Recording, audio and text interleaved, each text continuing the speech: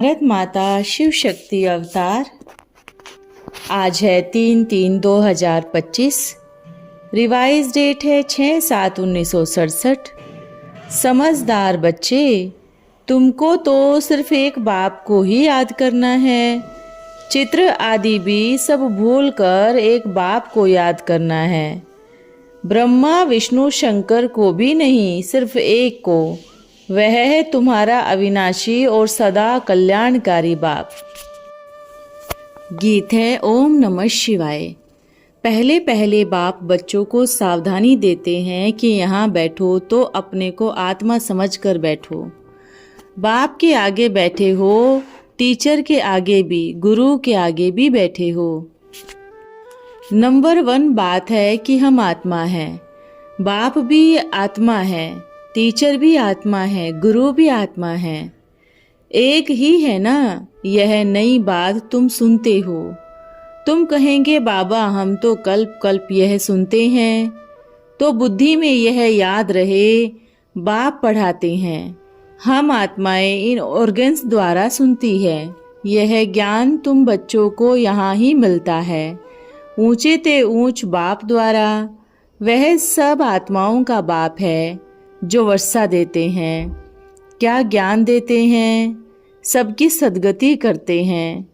माना घर ले जाते हैं, कितनों को ले जावेंगे यह भी तुम ही जानते हो। मच्छरों दृश्य सब आत्माओं को तो जाना ही है। सतयुग में एक ही धर्म, सुख, शांति और पवित्रता होता है। तुम बच्चों को चित्र पर समझाना बहुत सहज है। चित्र नहीं हो तो भी तुम समझा सकते हो। महिमा भी एक की ही है। रचयिता बाप घर का बड़ा होता है ना। वह हद का, यह बेहद का। यह तो है सारे बेहद के घर का बाप। यह फिर टीचर भी है। तुमको पढ़ाते हैं तो तुम बच्चों को बहुत खुशी रहनी चाहिए। तुम तो स्टूडेंट भी बड़े रॉयल हो। बाप कहते हैं कि मैं साधारण तन में आता हूँ। प्रजापिता ब्रह्मा भी तो जरूर यहाँ ही चाहिए ना। उनके बिना तो काम भी कैसे चल सकेगा। ब्रह्मा बदल नहीं सकते। पढ़ाते तो शिव पिता ही है। बच्चों को थोड़ी ही कोई बाबा कहेंगे। तो बच्चों को यह बुद्धि में रखना चाहिए कि हम किसके आगे बैठे हैं। अंदर में खुशी भी होनी चाहिए। स्टूडेंट को जहाँ भी बैठे होंगे तो उनकी बुद्धि में तो बाप की ही याद आती है, तो टीचर की भी याद रहती है।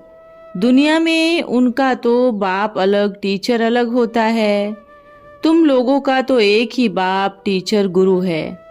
यह भी तो ब्रह्मा बाबा स्टूडेंट है, पढ़ रहे हैं।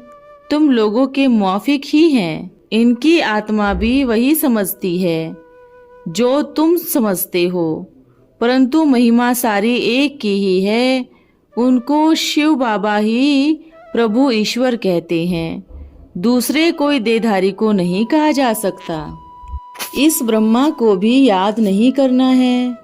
बाप यही कहते हैं कि अपने को आत्मा समझ मुझ परम पिता परमात्मा को याद करो। बाकी सब सूक्ष्म वतन और स्थूल वतन सभी देहधारियों को भूल जाओ। तुम शांति धाम के रहने वाले हो। तुम हो बेहद के पाठधारी। यह बातें और कोई भी नहीं जानते। और बाप की सर्विस में लगते जाते हैं। ईश्वरीय खिदमतगार ठहरे ना। बाप भी आए हैं खिदमत करने। पतितों को पावन बनाने की खिदमत करते हैं। राज्य गवाया हुआ है, फिर जब अभी दुखी हुए हैं तो फिर बाप को बुलाया है। जिससे राज्य लिया है उनको ही बुलाएंगे ना। तुम बच्चे तो जानते हो कि बाप हमको सुख धाम का मालिक बनाने आए हैं। दुनिया में यह किसी को भी पता नहीं है तो सभी भारतवासी एक ही धर्म के। वह है ही सुख धाम। सो तो जरूर जब नहीं हो तब तो बाप आकर स्थापना करे। बच्चे समझते हैं कि भगवान जिनको सारी दुनिया अल्लाह और गॉड कहकर पुकारती है, वह ही यहाँ पर ड्रामानुसार कल्प पहले मुआफिक आते हैं। यह है ही गीता का एपिसोड। इसमें बाप आकर स्थापना करते हैं। गाया भी जाता है ब्रह्मा और देवी देवता धर्म। क्षत्रिय नहीं कहते, देवी देवताएं नमो कहते हैं, क्योंकि क्षत्रिय तो फिर भी 2 कलाएं कम हो जाते हैं ना। स्वर्ग कहा ही जाता है नई दुनिया को, नर्क को नई दुनिया थोड़ी ही कहेंगे। पहले सतयुग में है एकदम नई दुनिया, यह है पुराने ते पुरानी दुनिया, फिर तो नई दुनिया हो जाएगी। हम सभी नई दुनिया में जाते हैं। यह तो बच्चे ही कहते हैं हम नर से नारायण बनते हैं। कथा भी हम तो सत्यनारायण की ही सुनते हैं। राम की कथा तो दुर्दशा की लिखी हुई है। राम कौन बनना चाहेगा जिनकी सीता चुराई गई। अभी तुम समझते हो कि ऐसे कुछ भी है नहीं, परंतु कहानी तो कर दी है ना। लक्ष्मी नारायण की तो कभी कहानी नहीं करते हैं, इसलिए नाम ही है सत्यनारायण की कथा। नर से नारायण बनने की कथा प्रिंस बनने की कथा नहीं कहते, सत्यनारायण की कथा है। परंतु मनुष्य समझ नहीं सकते हैं, वह नारायण को अलग समझते हैं। परंतु नारायण की कोई जीवन कहानी तो है नहीं। ज्ञान की बात तो बहुत है ना, इसलिए ही 7 रोज दिए जाते हैं। रोज भट्टी में रहना पड़े, परंतु ऐसे भी नहीं यहाँ आकर भट्टी में रहना है। पढ़ाई सवेरे और शाम को होती है। दोपहर में वायुमंडल ठीक नहीं होता। रात्रि को भी 11 से 12 तक बिल्कुल खाली समय होता है। उसी समय जैसे कि विष वासना से बहते हैं। आजकल तो ना रात ना दिन देखते, पूरा वैशाल्य है। इस समय तमो प्रधान है ना। यहाँ तुम बच्चों को यह मेहनत करनी है याद में रहकर सतो प्रधान बनने की। वहाँ पर तो सारा दिन काम में ही रहते हैं। ऐसे भी बहुत होते हैं जो धंधा आदि करते भी फिर पढ़ते भी हैं जास्ती अच्छी नौकरी करने के लिए। यहाँ पर भी तुम पढ़ते हो तो टीचर को याद करना पड़े। जो पढ़ाते हैं अच्छा टीचर समझकर ही याद करो, तो भी तीनों इकट्ठे याद आ जाते हैं। बाप टीचर गुरु तुम्हारे लिए तो बहुत सहज है। नई बात तो झट याद आनी चाहिए। यह हमारा बाप भी है, टीचर भी है, गुरु भी है, जिससे ही हम स्वर्ग का वर्षा ले रहे हैं। हम तो स्वर्ग में जरूर जाएंगे। स्वर्ग की स्थापना तो जरूर होनी ही है। तुम पुरुषार्थ सिर्फ करते हो ऊंच पद पाने के लिए, यह भी तुम जानते हो। मनुष्यों को भी पता पड़ेगा, तुम्हारा आवाज फैल जाएगा। तुम श्रीमत पर कितना ऊंच काम कर रहे हो। तुम्हारी ऐसी अलौकिक सर्विस कोई कर न सके। बाप भी अलौकिक सर्विस करते हैं, तुम भी अलौकिक सर्विस करते हो। यह ब्राह्मणों का धर्म है, अलौकिक धर्म। बहुत थोड़े समय के लिए नंबरवार पुरुषार्थ अनुसार तुम अलौकिक काम करते हो, जो कि दूसरा कोई कर ना सके।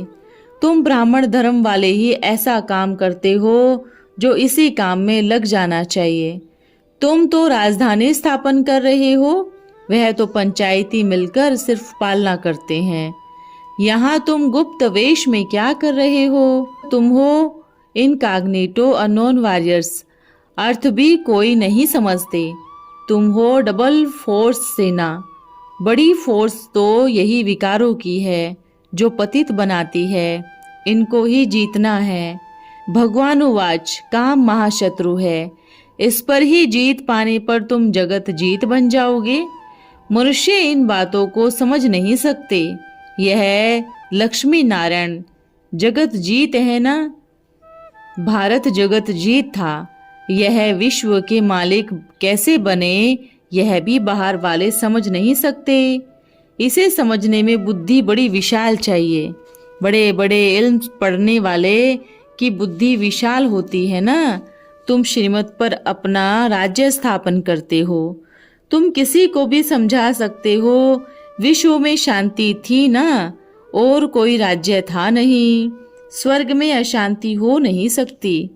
कहते ही हैं गार्डन ऑफ अल्लाह, सिर्फ बगीचा थोड़ी ही होगा, मनुष्य भी तो चाहिए ना।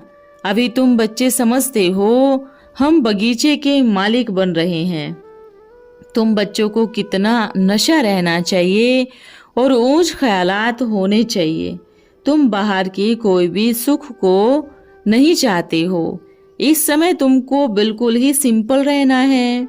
अभी तुम घर जाती हो, वह है स्वीट होम। स्वीट होम से फिर विष्णुपुरी में जाते हो, उसको कृष्णपुरी नहीं कह सकते। बच्चे की पुरी नहीं होती है, विष्णु की पुरी अर्थात लक्ष्मी नारायण की पुरी। तुम लोगों का तो है ही राजयोग, तो जरूर नर से नारायण बनोगे। बाप कहते हैं अपने को आत्मा समझो। अभी तुम खुदाई खिदमतगार बने हो। तुम बच्चों को अभी कम से कम 8 घंटा याद में रहकर तो आत्माभिमानी कर्मातीत होना चाहिए। नर से नारायण बनना है तो कर्मातीत अवस्था जरूर चाहिए। कोई कर्म बंधन रहे तो कर्मातीत बन नहीं सकेंगे, फिर सजा भी खानी पड़ेगी। बच्चे खुद भी समझते हैं याद की मेहनत बड़ी कड़ी है। युक्ति तो बहुत सहज है, सिर्फ बाप को याद करना है। भारत का प्राचीन राजयोग मशहूर है। योग के लिए तो है नॉलेज, जो बाप ही आकर सिखलाते हैं। कृष्ण को सिर्फ सुदर्शन चक्र दे दिया है, वह भी तो चित्र कितना रोंग है। अभी तुमको कोई चित्र आदि भी याद नहीं करने हैं, सब भूलो। कोई में भी बुद्धि ना जावे, लाइन क्लियर चाहिए। यह है पढ़ाई का समय। दुनिया को भूल अपने को आत्मा समझ बाप को याद करना है, तब ही पद पा सकेंगे। अशरीरी आए, अब फिर से अशरीरी हो जाना है। बाप कहते हैं पहले पहले तुम ही अशरीरी होकर आए हो, फिर तुमको ही जाना है। तुम ऑलराउंडर हो, वह तो होते हैं हद के एक्टर्स, तुम हो बेहद के। अभी तुम समझते हो हमने अनेक बार पार्ट बजाया, अनेक बार तुम बेहद के मालिक बने। इस बेहद के नाटक अंदर फिर छोटे छोटे नाटक भी अनेकों बार चलते ही रहते हैं। सतयुग से कलयुग तक जो कुछ भी हुआ है वह रिपीट होता रहता है। ऊपर से लेकर अंत तक सारी बातें तुम लोगों की बुद्धि में हैं। मूल सूक्ष्म और सृष्टि का चक्र है बस, और किसी धर्म से तुम्हारा कोई काम नहीं। तुम्हारा धर्म तो बहुत सुख देने वाला है। हर एक अपने धर्म को जानते हैं। बाप तो बच्चों को ही सुनाते हैं ना, और धर्म वालों को थोड़ी ही पढ़ाते हैं। उनका जब समय होगा तब वे आवेंगे। नंबरवार जैसे आते हैं वैसे ही फिर जाएंगे भी। हम और धर्मों का क्या वर्णन करेंगे। तुमको तो सिर्फ एक बाप को याद करना है। चित्र आदि भी सब भूल कर एक बाप को याद करना है। ब्रह्मा विष्णु शंकर को भी नहीं, सिर्फ एक को। वह तो समझते हैं कि परम पिता परमात्मा लिंग है। अब लिंग समान कोई वस्तु हो कैसे सकती है। वह भला ज्ञान भी कैसे सुनावेगी। प्रेरणा से तो कुछ होता ही नहीं। ऐसे नहीं कि ओंकार कोई प्रेरणा देते हैं। यह सब ड्रामा में पहले से ही नूंद है। विनाश तो होने का ही है। जैसे तुम आत्माएं शरीर द्वारा बात करती हो, वैसे ही परमात्मा भी करते हैं। उनका तो पाठ ही दिव्य और अलौकिक है। पतित को पावन बनाने वाला एक ही बाप है। कहते हैं मेरा पार्ट भी सबसे न्यारा है। जो कल्प पहले आए हैं वह ही आते रहेंगे। जो कुछ भी पास्ट हुआ सो ड्रामा, उसमें जरा भी फर्क नहीं है। सिर्फ पुरुषार्थ कर ख्याल रखना है। ऐसे नहीं कि ड्रामा अनुसार हमारा कम पुरुषार्थ चलता है, फिर तो पद भी सारा कम हो जाएगा। पुरुषार्थ को तेज करना है, ड्रामा पर जाने नहीं देना है। अपने चार्ट को देखते रहो, बढ़ाते रहो। नोट रखो, हमारा चार्ट बहुत बढ़ता जाता है। बहुत खबरदारी चाहिए। यहाँ पर तो तुम लोगों का है ही ब्राह्मणों का संग, बाहर से तो सब कुसंग है, वह तो सब उल्टा ही सुनाते हैं। साधु आदियों से तो तुम सब उल्टा ही सुनते आए हो। अब बाप तुमको कुसंग से निकालते हैं, कोई भी फैशन आदि की बात ही नहीं है। आजकल तो कैसे कैसे बाल बनाते हैं, बाहर जाते हैं तो पगड़ी ही सारी बदल जाती है। यह तो जैसे कि अपने धर्म की इंसल्ट करते हैं, देश वेश ही बदल देते हैं, देवीमान हो जाता है। 500,000 रुपए देते हैं सिर्फ बाल बनाने में, इसको ही कहा जाता है अति देह अभिमान। वह फिर कब भी ज्ञान उठा नहीं सकते। बाबा तो कहते हैं कि बहुत सिंपल बनाओ, महंगी साड़ी पहनने पर भी देवीमान आ जाता है। देवीमान को तोड़ने के लिए सब हल्का कर देना चाहिए, अच्छी चीजें देवीमान को लाती है। तो इस समय वनवास में होना है, हर चीज से मोह हटाना है, बहुत ही साधारण रहना है। शादी आदि में भल बंटन के चले जाओ, फिर घर में आए तो सब उतार दिया। तुमको तो बंधन से परे जाना है ना। वानप्रस्थी तो सफेद पोशाक में रहते हैं। अब तुम छोटे छोटे सब वानप्रस्थी हो, छोटे छोटे बच्चों को भी शिव बाबा की याद दिलानी है, उसमें ही कल्याण है। अब तो बस हमको जाना है शिव बाबा के पास। कृष्ण को याद करने पर विकर्म विनाश नहीं होंगे। छोटे छोटे बच्चे भी शिव बाबा कहते रहते हैं, यह आदत डालनी चाहिए, उनको भी अच्छा लगेगा। बाप बच्चों को कहते रहते हैं कि कैसे भी हो देवीमान को तो जरूर छोड़ना है, कोई भी चीज का महत्व ना रहे, अपने को अशरीरी समझना है, संबंधियों से भी ममत्व तोड़ना है। बाबा की याद ही मोस्ट पावरफुल है, इसलिए ही भक्ति मार्ग भी ब्राह्मण लोग यात्रा करते हैं। यात्राएं तो बहुत है ना, चारों धामों के कितने मंदिर में जाते हैं, जहां तहां माथा टेकते रहते हैं, पैसे भी रखते रहते हैं। यहाँ पर तो वह बातें ही नहीं है। तुम बच्चों को बड़ी खुशी में रहना चाहिए। तुम तो बहुत हाईली क्वालिफाइड स्टूडेंट हो, भगवान तुमको पढ़ाते हैं, तो यह भी तो मन मनाभव हुआ ना। हम स्टूडेंट हैं, यह भी भूल जाते हैं, शादी किए हुए भी फिर पढ़ते हैं, टीचर को याद करते हैं, ओना रहता है कि हम उन्नति को पावेंगे। तुमको तो बहुत उन्नति को पाना है, जास्ती इकट्ठे करने की भी दरकार नहीं है। यह तो सब खत्म होने का है। पहले अपने को पावन बना लो। सिर्फ पैसे देने से कुछ भी नहीं होता। पैसे देंगे तो बीज बोएंगे, परंतु पावन तो बनना है ना, नहीं तो सजाएं खानी पड़ेंगी। वहाँ पर सारा साक्षात्कार होता है। बाप धर्मराज भी है, हॉस्पिटल भी तो देखो आत्माएं कैसे सजा पाती है। हॉस्पिटल में भी तो देखो आत्माएं कैसे सजा पाती हैं। बाहर से पता थोड़ी पड़ता है, अंदर में तो कितना दुख है। वहाँ तो घर भी महल में रहते हैं, अभी तुम बच्चे बनते हो सुखदेव। देने वाले को देव कहा जाता है, दुख देने वाले को तो देव नहीं कहेंगे ना।